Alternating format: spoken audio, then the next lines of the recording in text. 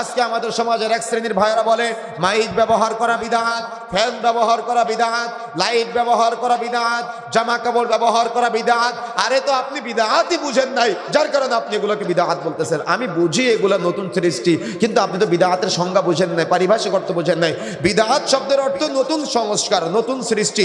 এর পারিভাষিক অর্থ তো আপনাকে বুঝতে হবে।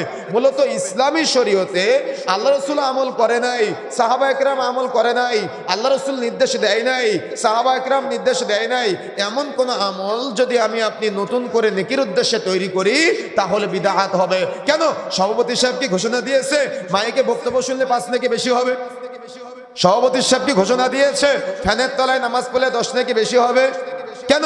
আমি কি ঘোষণা দিয়েছি পাঞ্জাবি গায়ে বক্তব্য দিলে 10 নেকি বেশি হবে? তাহলে আপনি এগুলাকে বিদআত বলতেছেন কেন? এটা তো নেকির সাথে সম্পৃক্ত না, এটা হলো জগৎ, তার মানে বাহ্যিক জগৎ। এটা ইবাদত না। মাইক ব্যবহার করা ইবাদত না, ফ্যান চালানো ইবাদত না। কথা বুঝতে পেরেছেন? এটা হলো বাহিরের জগৎ, এটা হলো দুনিয়াবি সৃষ্টি, এটা হলো দুনিয়াবি আবিষ্কার। এখন আপনি যদি এগুলাকে বিদআত বলেন তাহলে তো আমি আপনার নিজেকে বিদআত বলবো। কেন? আপনি নিজেই তো রাসূলের যুগে ছিলেন না, আপনি মরে যান। কথা বুঝেন নাই? কথা বুঝতে পেরেছেন? আপনি নিজে মরে যান, আপনি রাসূলের যুগে ছিলেন না, আপনি নিজে বিদআত। কথা বোঝা যাচ্ছে?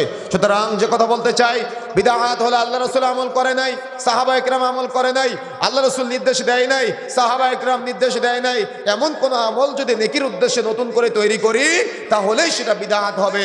আসুন আমরা খুঁজে বের করার চেষ্টা করি অতিরিক্ত আমল কোনগুলা করি, আজকে আমরা সেগুলো বাদ দেওয়ার চেষ্টা করব। তাই বলে আবার কটাক্ষ করার চেষ্টা করিয়েন না, বিদআতকে ঘৃণা করতে শিখুন। কথা বুঝেন নাই? যখন আমরা এই কথাগুলো বলি তখন বলেন এটা উঠায় দেয়, ওটা উঠায় দেয়, কবে না জানি নামাজ উঠায় দেয়। তার মানে এরা বিদআতকে ভালোবাসে, এরা বিদআতকে পোষে, এরা বিদআতকে ঘৃণা করতে জানে না। এদেরকে রাসূলুল্লাহ সাল্লাল্লাহু আলাইহি ওয়াসাল্লাম সুহুকান বলে তাড়িয়ে দেবে বিচারের মাঠে। কথা বুঝতে পেরেছেন? এজন্য বিদআতকে ঘৃণা করা শিখুন। যেমন প্রথম আমরা আজকে আলোচনা করতে পারি এমনটাই সমাজে প্রচলিত যতগুলি বিদআত আছে, যতগুলি আমল, তার মানে দলিল বিহীন আমল আছে, তার মধ্যে অন্যতম একটা আমল হলো